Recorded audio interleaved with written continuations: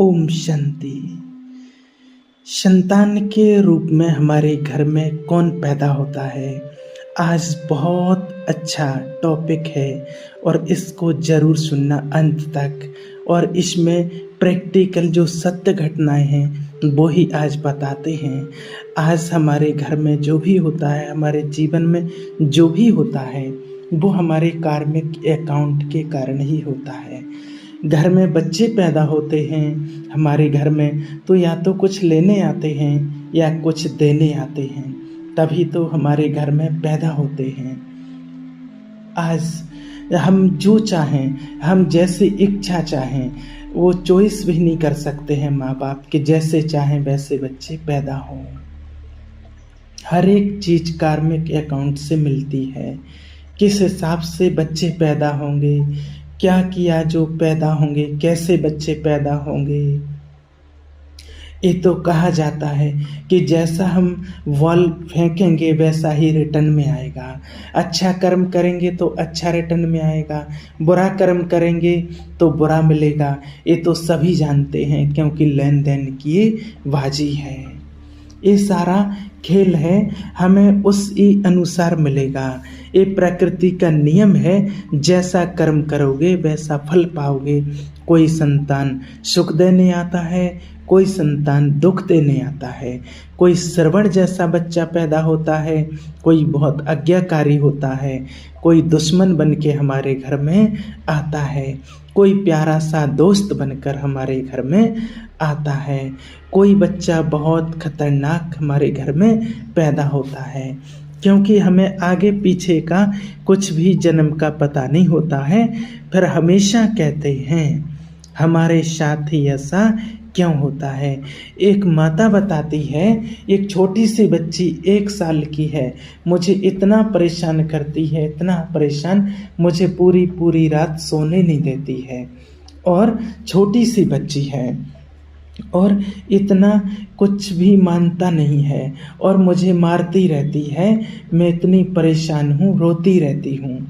किसी के घर में विकलांग बच्चे पैदा होते हैं, कोई बचपन से ही बहुत खर्चा कराते हैं, ऐसे ऐसे बच्चे पैदा होते हैं। एक माता बताती है, जब से मेरा बच्चा पैदा हुआ है और उस ना खर्चा कराता है, हमारा सब कुछ बिक गया है, उसकी दवाई में हमारे पास कुछ नहीं बचा है। तो ये क्या है? तो कहा जाता है जो मैंने किया है वो ही उसका ही मुझे फल मिल रहा है, किसी पड़ोसी ने किया है उसका फल नहीं मिल रहा है।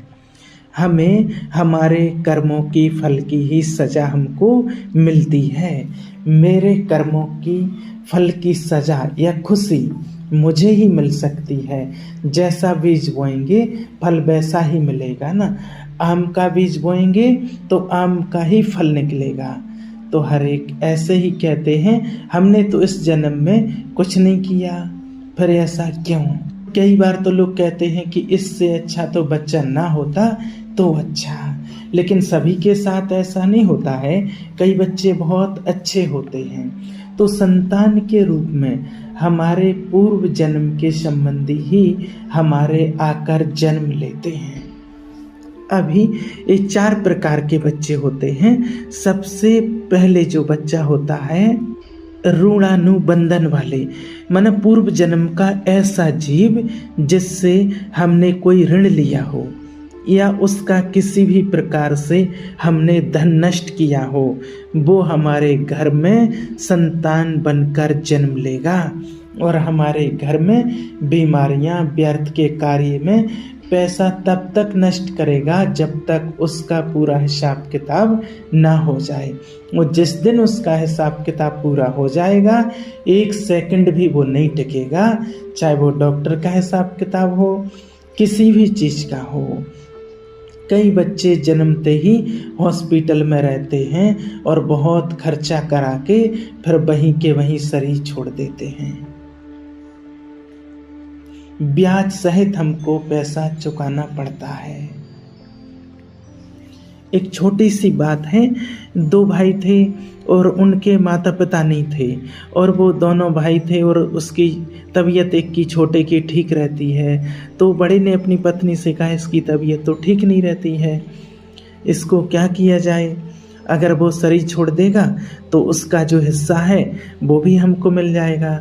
तो उसने क्या किया, दोनों ने वैद्य से मिलकर, पति पत्नी ने और वैद्य से मिलकर एक उसको कुछ ऐसे दवाई जहर खिला दिया, उसने शरीर छोड़ दिया, वो चला गया।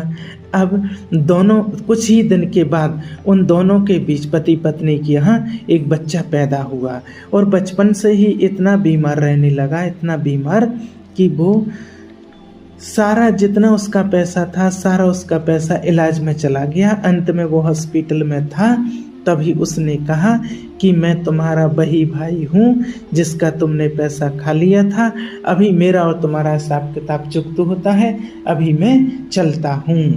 माना पूरा दुखी भी किया, सब कुछ खत्म हो गया और भाई का जो लिया था वो तो हो ही गया और खुद का भी खत्म हो गया। यह है ऋणानुबंधन। दूसरा है शत्रु पुत्र। पूर्व जन्म का कोई आपका शत्रु आपके घर में संतान के रूप में जन्म लेता है। बड़ा होने पर माता पिता को गालियां देगा, मारपीट करेगा, इतना तंग करेगा कि उनका जीना हराम कर देगा, किसी भी प्रकार से सताता ही रहेगा, हमेशा कड़वा बोलकर उनकी बेइज्जती करेगा, शांति से सांस भी नहीं लेने देगा, इतना तंग करेगा कि माँ बाप एकदम परेशान हो जाते हैं।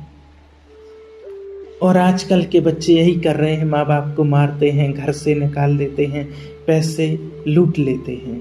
एक छोटी सी बात, सत्य घटना, एक माता थी, उसका पति मर गया था, उसका बेटा था, उसको पेट काट करके उसने बर्तन मांज करके उसने पाला बड़ा किया और थोड़ा बड़ा हुआ तो बेटे की किडनी खराब हो गई, तो माता ने अपनी एक किडनी उस बेटे को दे दी।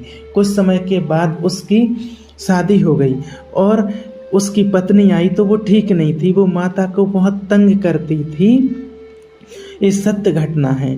तो फिर माता ने उसको कुछ कहा तो उसने अपने पति को चढ़ाया, दोनों ने मिलकर उसको इतना मारा और घर से बाहर निकाल दिया। यह है शत्रु पुत्र, हमारे घर में जन्म लेते हैं। और तीसरा है उदासीन पुत्र। उदासीन पुत्र मन न माता पिता की सेवा करता है और न ज़्यादा दुख देता है, बस उनको उनके हाल पर छोड़ देता है मरने के लिए, कुछ भी उनका करता नहीं है, अपना अपना करता है। चौथा है सेवक पुत्र। पूर्व जन्म में अगर हमने किसी की बहुत सेवा की होती है, बहुत सुख दिया होता है, तो वो हमारे घर में की हुई सेवा का ऋण उतारने के लिए हमारे घर पुत्र बनकर आता है। माना जो बोया है वो ही काटा है। अगर आपने अपने घर की, अपने माता पिता की अपने घर में सेवा की है तो आपकी संतान भी आपकी सेवा करेगी। आज की दुनिया में भी कई बच्चे आज ऐसे हैं जो माना होते हैं माँ बाप के बहुत आज्ञाकारी होते हैं और उनकी पूरी आज्ञा मानते हैं, जैसे कहते बिल्कुल श्रवण पुत्र, और जो माँ बाप की एकदम आज्ञाकारी होते हैं, आज्ञा मानते हैं। इसलिए जीवन में किसी का बुरा ना कीजिए, ये प्रकृति का नियम है, जो करेंगे उसका 100 गुना हमारे पास वापस आएगा। तो जरा सोचिए कि हम क्या साथ लेकर, कितना लेकर आए थे और कितना लेकर जाएंगे। जो चले गए वो क्या लेकर के गए हैं। औलाद अगर अच्छी है तो कुछ भी करने की ज़रूरत नहीं है, वो खुद कमाएगी और खुद खाएगी। और अगर अच्छी नहीं है तो चंद दिनों में ही आपकी की कमाई चट कर देगी। किसी को सुख दो, हर किसी को दुख देंगे तो दुख ही मिलेगा रिटर्न में। इसको कहा जाता है कर्म का सिद्धांत। उसकी एक छोटी सी कहानी और आपके लिए बताते हैं। किसी शहर में एक परिवार रहता था, पति पत्नी अकेले रहते थे।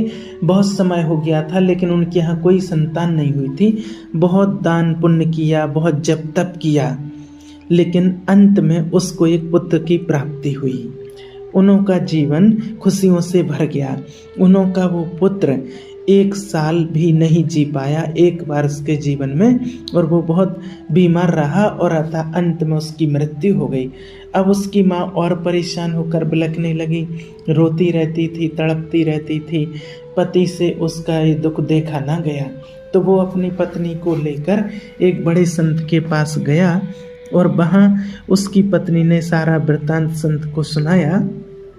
कहा 20 साल के बाद बड़ी मुश्किल से एक बच्चा नसीब हुआ था और वो भी 1 साल में चल बसा। तो संत ने पूछा, तुम मुझसे क्या चाहती हो? तो उन्होंने कहा, मेरी एक विनती है कि मुझे संतान के मुख से एक बार मैं माँ शब्द सुनना चाहती हूँ। थोड़े समय के लिए मेरी संतान को जीवित कर दीजिए। संत बहुत बड़े सिद्धि प्राप्ति वाले थे, बहुत तपस्वी थे। उन्होंने हाँ किया और तथास्तु किया।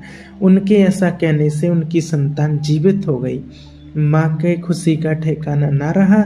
उन्होंने कहा, मेरे पुत्र, मुझे बस एक बार माँ कहकर पुकारो, बस एक बार। लेकिन एक क्या, उनका पुत्र तो क्रोध वाली दृष्टि से देखने लगा और बोला, मैं तुम्हें माँ कैसे कह सकता हूँ? तुम वही हो जिसने पूर्व जन्म में मेरे पति को मेरे से छीन लिया था और मेरी सौतन बनकर रहने लगी थी, और इसी वजह से मैं दिन रात रोती रहती थी, तड़पती रहती थी, और उसी दुख में मैंने अपना शरीर छोड़ दिया और मैं इस दुनिया से चल बसी। इसलिए इसी दुनिया में मैं तुम्हारे साथ अपना हिसाब किताब चुकतू करने आई हूँ। मैं जितनी रोई, जितनी तड़पी, और अब तुम उतना ही तड़पोगी, उतना ही रोगी। वो स्त्री एकदम शून्य हो गई और पश्चाताप में डूब गई। तो अब आप समझ सकते हैं कि हमारी वजह से किसी को दुख देना, दुख मिलना या पाप करना, तो हमें उसका कितना फल, कितना बड़ा मिलता है। इसलिए श्रेष्ठ कर्म करो, कोई भी पाप कर्म हमारे से ना हो, क्योंकि वो हमारे सामने आता ही आता है। तब हमें बहुत तकलीफ होती है, खून के आंसू बहते हैं, हम सहन नहीं कर सकते हैं। तो अब अपने जीवन को देखो और हमें कर्म अब ऐसे ही करने हैं कि हमारे वजह से किसी का भी नुकसान ना हो, किसी का भी दिल ना दुखे, किसी की आंखों में आंसू ना आए, कोई इतना ना तड़पे कि हमें बद्दुआ दे और वो बद्दुआ हमें लगे। इसलिए हमेशा हमेशा पुण्य का कर्म करो, दुआएं लो। ठीक है। ओम शांति।